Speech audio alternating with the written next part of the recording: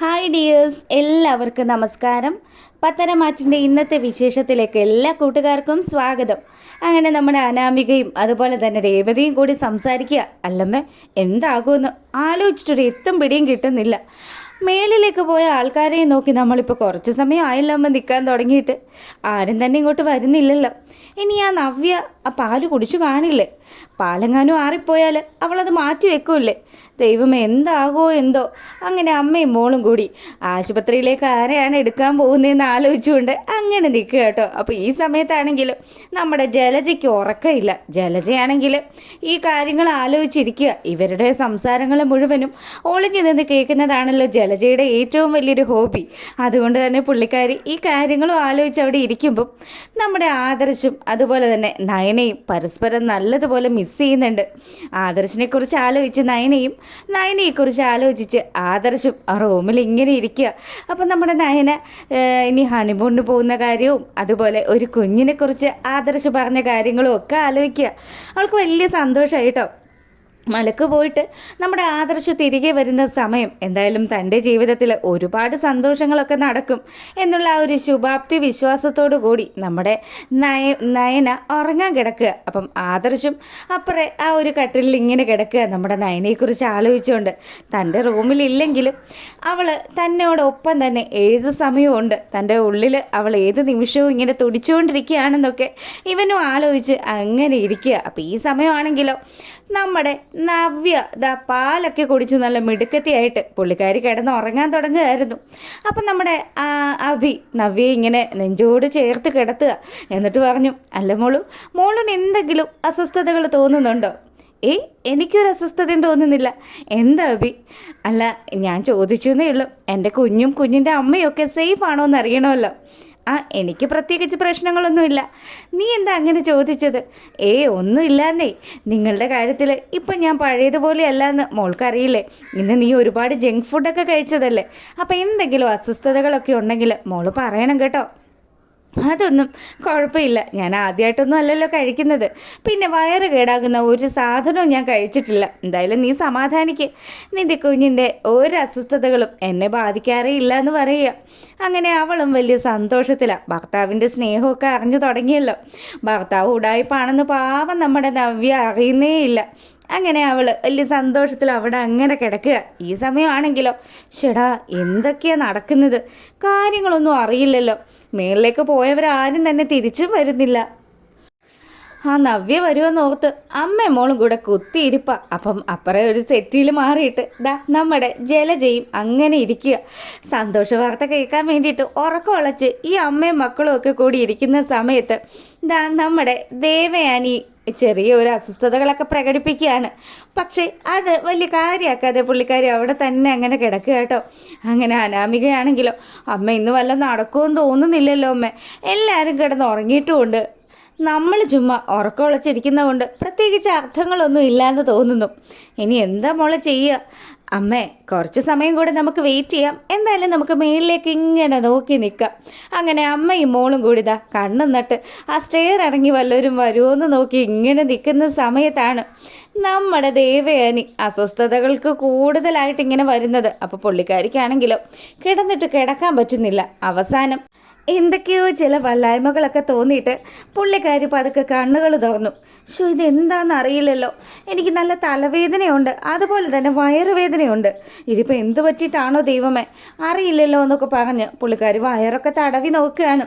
ആ സമയത്താണെങ്കിൽ ഇവളുടെ വെപ്രാളവും അതുപോലെ തന്നെ പരവേശമൊക്കെ കാണുമ്പോൾ നമ്മുടെ ജയൻ അപ്പോൾ അതൊക്കെ എഴുന്നേക്കുക. എടോ ദേവു, എന്താ തനിക്ക് പറ്റിയത്? എനിക്കറിയില്ല ജയേട്ടാ, ഭയങ്കര ക്ഷീണം തോന്നുക. നല്ല തലവേദനയുണ്ട്, വയറുവേദനയൊക്കെ ഉണ്ട്. എന്നാൽ ഒരു കാര്യം ചെയ്യാം, നമുക്കിപ്പോൾ തന്നെ ആശുപത്രിയിലേക്ക് പോവാം. വേണ്ട ജയേട്ടാ, എനിക്ക് കുടിക്കാനായിട്ട് കുറച്ച് വെള്ളം എനിക്ക് തീരെയും പറ്റുന്നില്ല എന്നും പറഞ്ഞ് ദേവയാനി ആ കട്ടിലിൽ ഇങ്ങനെ കുത്തിയിരിക്കുക. അപ്പം നമ്മുടെ ജയനാണെങ്കിലോ ഒരു ഗ്ലാസ് വെള്ളമൊക്കെ ഇങ്ങോട്ട് എടുത്തു ദേവയാനിക്ക് കുടിക്കാൻ കൊടുക്കുകയാണ്. ദേവയാനി അതൊക്കെ കുടിച്ചു കഴിഞ്ഞതിന് ശേഷം, തന്നോട് ഞാൻ പറഞ്ഞതല്ലേ നമുക്ക് ആശുപത്രി പോവാന്ന്, താൻ എന്താ വരാത്തത്? അത് ഇനി നാളെ എങ്ങാനും പോവാന്നേ.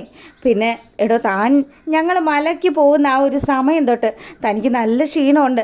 ഭഗവാന്റെ മാല ഞങ്ങളുടെ കഴുത്തിൽ വീണ സമയത്ത് ദേവേനി നീ ഓർക്കുന്നുണ്ടല്ലോ, നിനക്ക് നല്ല തലചുറ്റലും കാര്യങ്ങളും ഒക്കെ ഉണ്ടായിരുന്നു. ഇതുമൊക്കെ വെച്ചിട്ടല്ലേ നീ ഇവിടെ ഇങ്ങനെ നടന്നത്. ഇപ്പോൾ ഈ വെള്ളം കുടിച്ചിട്ടും കുറവില്ലെങ്കിൽ ഒരു കാര്യം ചെയ്യാം, നമുക്ക് ഇപ്പം തന്നെ ആശുപത്രിയിലേക്ക് പോവാം. ഞാൻ എന്തായാലും കുറച്ചുകൂടി വെള്ളം കുടിക്കട്ടെ എന്ന് പറഞ്ഞ് നമ്മുടെ ദേവയാനി വെള്ളം കുടിച്ചുകൊണ്ടിരിക്കുക. അപ്പം വെള്ളം കുടിച്ചിട്ടൊന്നും പുള്ളിക്കാരിയുടെ ഉള്ളിൽ ചെന്ന സാധനം അടങ്ങുന്നില്ല. പുള്ളിക്കാരിക്ക് നല്ല വയറുവേദനയും അതുപോലെ വൊമിറ്റിംഗ് ടെൻഡൻസിയും തലവേദനയും ഒക്കെ തോന്നുകയാണ്. ജേട്ടാ എനിക്ക് തീരെ വയ്യ ജേട്ടാ, എന്നെ എങ്ങനെയെങ്കിലും ഒന്ന് ആശുപത്രിയിൽ കൊണ്ടുപോകുന്ന അവസാനം നമ്മുടെ ദേവയാനിയുടെ വായിൽ നിന്ന് വീഴുക. ദേവയാനി ഇത് പറഞ്ഞതും ജയനാണെങ്കിലോ ദേവയാനി ഇപ്പം അതൊക്കെ താങ്ങി പുള്ളിക്കാരൻ ഇങ്ങോട്ട് ഇറങ്ങി വരിക. അപ്പം മേളിലത്തെ നിലയിലാണല്ലോ ഇവരൊക്കെ കിടക്കുന്നത്. അപ്പം അതൊക്കെ സ്റ്റെയറൊക്കെ ഇറങ്ങി ദേവയാനിയുടെ കയ്യും പിടിച്ച് നമ്മുടെ ജയം വരുന്ന കാഴ്ച കണ്ട് അനാമിക ബ്ലിങ്ങസ്യാന്ന് പറഞ്ഞ് നിൽക്കുകയാണ്. ദൈവമേ, ഇതെന്താ ഈ വല്യമ്മയ്ക്ക് പറ്റിയത്? വല്യമ്മയ്ക്ക് കുഴപ്പമൊന്നും ഉണ്ടായിരുന്നതല്ലല്ലോ. എടി മോളെ, നിൻ്റെ വല്യമ്മയാണല്ലോടി വരുന്നത്. ഇനി പുള്ളിക്കാരി എങ്ങാനും അറിയാതെ എങ്ങാനും അതെങ്ങാനും എടുത്ത് കുടിച്ചു കാണുമോ? ഇതായിരിക്കില്ലമ്മേ. മലയ്ക്ക് പോകാൻ മാലയിട്ട സമയത്ത് തന്നെ വല്യമ്മയ്ക്ക് എന്തൊക്കെയോ ക്ഷീണങ്ങളൊക്കെ ഉണ്ടായിരുന്നല്ലോ, അതുകൊണ്ട് അതിൻ്റെ എന്തെങ്കിലും ആയിരിക്കും. അമ്മ എന്തായാലും ഒന്നും അറിയാത്തതുപോലെ അവിടെ അങ്ങനെ നിന്നാൽ മതി കേട്ടോ.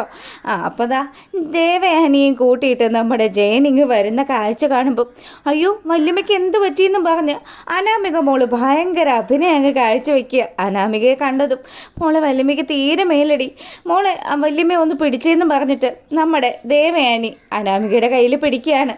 ഒരുവിധ ആ സെറ്റിയിൽ കൊണ്ടുവന്നിരുത്തി. അപ്പോൾ ഈ കാഴ്ചയും കണ്ട് കണ്ണും തള്ളി നിൽക്കുകയാണ് നമ്മുടെ രേവതിയും അനാമികയും. എന്നാലും ഇത് എന്ത് പറ്റിയതായിരിക്കും? അയാൾക്ക് ഒരുപാട് അസുഖങ്ങളൊക്കെ ഉള്ളതാണല്ലോ, അതുകൊണ്ട് എന്തെങ്കിലും പ്രശ്നം ഉണ്ടായതായിരിക്കും. വല്ലിച്ച വല്യമ്മ ഇപ്പം തന്നെ ആശുപത്രി കൊണ്ടുപോകണം. നല്ല ക്ഷീണമുണ്ട്. ഒരു കാര്യം ചെയ്യാം, ഞാനിവിടെ അടുത്തിരുന്ന് വല്യമ്മയ്ക്ക് വീശി കൊടുക്കാമെന്ന് പറയുക. അപ്പോഴത്തേക്കിനും നമ്മുടെ ദേവയാനിക്ക് വൊമിറ്റ് ചെയ്യാൻ തോന്നുക. അങ്ങനെ പുള്ളിക്കാരി നേരെ ആ വാഷ് ബേസിൽ പോയിട്ട് വൊമിറ്റ് ചെയ്യുന്ന സമയത്ത് അമ്മയും മോളും കൂടി കണ്ണി നോക്കുക. ഇത് മിക്കവാറും അത് തന്നെ ആയിരിക്കും അമ്മ. അപ്പം ഈ കാര്യങ്ങളും കണ്ടുകൊണ്ട് നമ്മുടെ ജലജ ഇങ്ങോട്ട് വരികയാണ്. അല്ല, ഇവിടെ എന്താ സംഭവിക്കുന്നത്? ഏട്ടത്തിക്ക് എന്ത് പറ്റി? ഏട്ടത്തിക്ക് എന്തോ വയ്യായ്കയൊക്കെ ഉണ്ട്. മിക്കവാറും ആ നയന ചെയ്ത ഒപ്പിച്ചു വെച്ച പണിയായിരിക്കും. അങ്ങനെ നമ്മുടെ അനിയൊക്കെ ഉണർത്തിയിട്ട് നമ്മുടെ ആദർശനെയൊക്കെ വിവരം അറിയിച്ചിട്ട് ദേവയാനിയെ കൊണ്ട് അവർ ആശുപത്രിയിലേക്ക് പോവുക. നയനയാണെങ്കിലോ ദേവയാനിയുടെ ഒപ്പം തന്നെയുണ്ട്. ദൈവമേ, അമ്മയ്ക്കൊരാപത്തും വരരുത് എന്ന് പറഞ്ഞ് അവൾ ഒരേ പ്രാർത്ഥനയാണ്. നമ്മുടെ ആദർശാണെങ്കിൽ കരഞ്ഞു കലങ്ങിയ കണ്ണുമൊക്കെ ആയിട്ടാണ് പോകുന്നത്. ഭഗവാനെ അയ്യപ്പസ്വാമി, എൻ്റെ അമ്മയ്ക്ക് ഒരാപത്തും വരുത്തരുതേ എന്നൊക്കെ പറഞ്ഞ് അവനിങ്ങനെ പ്രാർത്ഥിച്ചുകൊണ്ടാണ് പോകുന്നത്. ഈ സമയത്താണെങ്കിലോ നമ്മുടെ വീട്ടുകാരെല്ലാവരും കൂടെ ഗൂഢാലോചന നടത്തുക. എന്നാലും എൻ്റെ അമ്മേ, നമ്മൾ എന്തൊക്കെ പ്ലാൻ ചെയ്തതാണ്.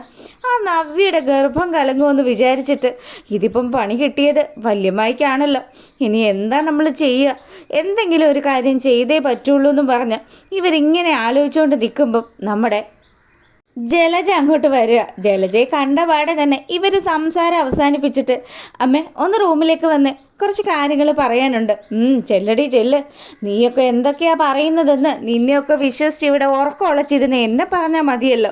അല്ല, ഇതൊക്കെ ആലോചിച്ചും ആഗ്രഹിച്ചും ഒക്കെ നടക്കുന്ന വേറൊരുത്തനുണ്ടല്ലോ, പറഞ്ഞതുപോലെ അവനെ വിളിച്ച് വിവരം അറിയിച്ചാലോ എന്ന് വിചാരിച്ച് ജലജ ഫോൺ എടുക്കുകയാണ്. ഈ സമയം നമ്മുടെ നവ്യയും അതുപോലെ തന്നെ നമ്മുടെ അഭിയും ഒക്കെ നല്ല ഉറക്കമാണ്. അങ്ങനെ അവൻ ആ ഉറക്കത്തിൽ നിന്നൊക്കെ എഴുന്നേൽപ്പിച്ചിട്ട് ജലജയാണെങ്കിലോ എടാ മോനെ, ചതി പറ്റിയടാ, നിൻ്റെ വല്യമ്മായിക്കാ വയ്യാതെ ആയത്. വല്യമ്മായിക്ക് വയ്യാതെ ആയിരുന്നോ? എന്ത് പറ്റിയമ്മേ? ആ പാലെടുത്ത് കലക്കി വെച്ചല്ലോ, അതെടുത്ത് കുടിച്ചത് അവളാണ്. ഇപ്പം അവളെയും കൊണ്ട് ആശുപത്രി പോയിട്ടുണ്ട്. മിക്കവാറും ഇന്നത്തോടു കൂടി അവളുടെ ആ ഒരു അട്ടഹാസം അവസാനിക്കാനാണ് സാധ്യത. അയ്യോ, നമ്മൾ എന്തൊക്കെ പ്രതീക്ഷയിലാണ് നിന്നത്. ഞാനാണെങ്കിൽ ആ വൃത്തികെട്ട അവളെ സ്നേഹിക്കുകയും ചെയ്തു. എന്തായാലും ഈ വിവരങ്ങൾ പോയി ഞാൻ അവളുടെ അടുത്ത് പറഞ്ഞിട്ട് വരാം. ഇനി ഇങ്ങനെ ആ പിശാചിൻ്റെ അടുത്ത് പോയി സംസാരിക്കുക എന്ന് പറഞ്ഞ് നമ്മുടെ അബിത നയനയുടെ അടുത്ത് നവ്യയുടെ അടുത്തേക്ക് വരികയാണ്. നവ്യ ഉറക്കമൊക്കെ എഴുന്നേറ്റു. എന്നിട്ട് ചോദിച്ചു, എന്താ നിനക്ക് ഉറക്കമില്ലേ? നിൻ്റെ വല്യമ്മായിയെ ആശുപത്രി കൊണ്ടുപോയിരിക്കുകയാണ്. വല്യമ്മായിക്ക് എന്ത് പറ്റി? അവർക്ക് എന്തൊക്കെയോ അസ്വസ്ഥതകളൊക്കെ ഉണ്ടായിരുന്നല്ലോ. എനിക്ക് സംശയം നിൻ്റെ അനുജത്തിയാണ്. ഇനി അവളെന്തെങ്കിലും ചെയ്തതാണോ? ചുമ്മാ ദൈവദോഷം പറയരുത് കേട്ടോ അബി. എന്തായാലും അവരെയൊക്കെ ഒന്ന് വിളിക്കാമെന്നും പറഞ്ഞ് നവ്യ അങ്ങനെ ഫോൺ എടുക്കുകയാണ്. ഈ സമയം ആശുപത്രിയിൽ നമ്മുടെ ദേവയാനിയുടെ കിടപ്പ് കണ്ട് സഹിക്കാൻ പറ്റാതെ നിൽക്കുകയാണ് ആദർശ്. ഇതൊക്കെയാണ് ഇന്നത്തെ വിശേഷം.